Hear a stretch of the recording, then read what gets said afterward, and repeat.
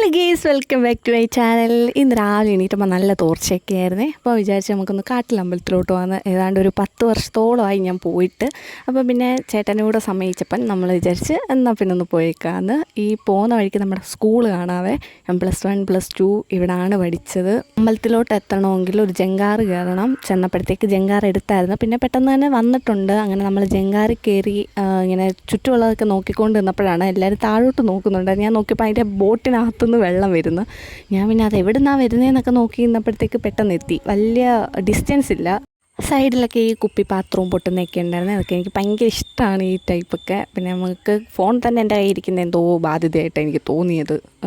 ഒന്ന് ഫ്രീ ആയിട്ട് നടക്കാനൊന്നും പറ്റത്തില്ല. പിന്നെ നമ്മൾ അമ്പലത്തിലെത്തി ചുറ്റും നല്ലൊരു ആംബിയൻസാണ്. നമുക്ക് മസ്റ്റായിട്ട് പോകാം. പക്ഷേ ഒരുപാട് ആൾക്കാരൊക്കെ കുറഞ്ഞെന്നാണ് എനിക്ക് തോന്നുന്നത്. പക്ഷെ നല്ല തിരക്കൊക്കെ ഉള്ളതാണ്.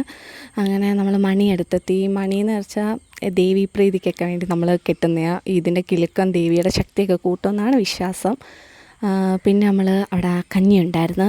അമ്പലത്തിൻ്റെ ബാക്ക് സൈഡിലോട്ട് പോയി. അവിടെ കടലാണ്. പോകുന്ന വഴിക്ക് ഈ പുകയൊക്കെ എന്ന് വെച്ചാൽ അവിടെ പൊങ്കാല ഇടുന്നത്. നമുക്ക് ഈ ദിവസം വേണമെങ്കിലും പൊങ്കാലയൊക്കെ ഇടാം. കുറച്ച് ഫോട്ടോസും വീഡിയോസൊക്കെ എടുക്കാമെന്ന് വെച്ചാണ് ഞാൻ നിന്നത്. പക്ഷേ എൻ്റെ കണ്ണിൽ നിന്ന് വെള്ളം നിറഞ്ഞ് ഒഴുകുമായിരുന്നു. ഈ വെയിലും ഫോണും എല്ലാം കൂടി എനിക്ക് പറ്റുന്നതേ ഇല്ല. പിന്നെ ഞാൻ തിരിഞ്ഞ് നിന്ന് കുറച്ച് ഫോട്ടോയും വീഡിയോ ഒക്കെ എടുത്ത് കടലിനോട് ഇത്രയും ചേർന്ന് നടന്നിട്ട് 2006 സുനാമി വന്നിട്ട് നമ്മുടെ ഈ അമ്പലത്തിൽ ഒന്നും പറ്റിയിട്ടില്ല. അതൊരു മിറാക്കിളായിട്ടാണ് എനിക്ക് തോന്നിയത്. പിന്നെ ഈ വെയിലൊക്കെ കൊണ്ട് എനിക്ക് നന്നായിട്ട് പെയിൻ ഉണ്ടായിരുന്നു ഹെഡ്.